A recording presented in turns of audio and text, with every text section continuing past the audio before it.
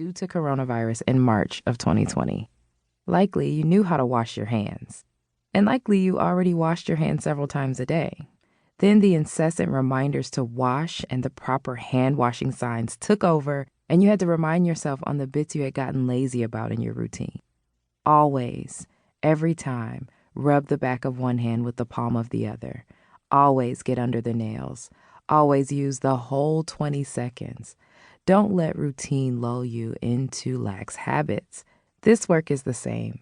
It can feel like a lot of routine, but relaxing into that routine makes room for the status quo, and that just ain't enough. When leaning into this work, we need to apply the same diligence that we apply to hand washing during a pandemic. In this book, you will learn what to do and how to be, but you will be compelled to action by your own sense of self rather than being convinced or directed by the text. I'm not here to convince you. My expectation is that if you are at the point of wanting to call yourself an ally and wanting to know how to be an advocate for others, you are convinced that there need to be changes. I give you the information you need to find your own reasons to act. I want you to discover in this book the reasons why you cannot sideline this work and why you absolutely have to show up. I want you to discover why you are called to be an ally for others in your own words. That way, when someone asks you why it matters, you can speak from a place of candor and vulnerability that gives depth in life to why this work is important. Certainly, you can memorize stats and know the data. I consume copious amounts of data and statistics so I can do my job well. It is for that reason that I can tell you that data doesn't move things forward. Stories do. People who are motivated to action by cause, by purpose, by excitement, by infection, that's what makes change. When people feel it. This book is going to lean into the parts of the work that gets into your bones. There will be emotion. This work is, after all, about our humanity, our lives, and how to make room for the survival of us all. That said, there's a lot of emotional and difficult history and background in this book. I want to establish some ground rules to help you move through it and get the most out of the material presented. First, do not take anything in this book personally.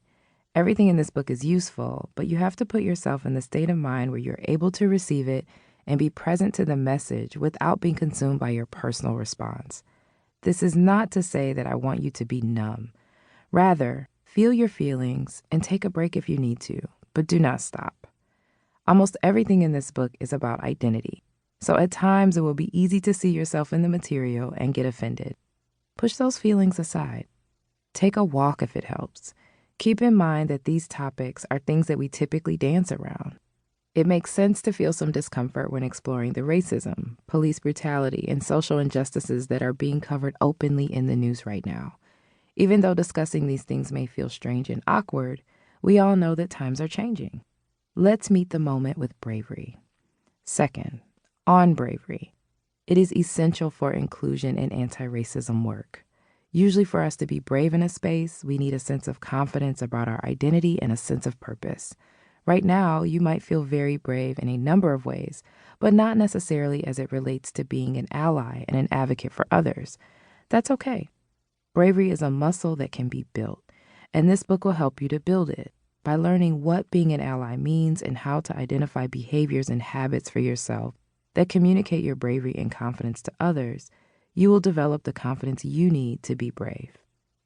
As you move through the chapters of this book and identify your own sense of purpose for leaning into this work, your bravery will strengthen.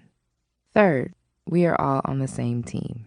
Racial equity, dismantling systemic oppression, physical and psychological safety, and creating an inclusive world require teamwork. If you want any of those things, then we are in this together.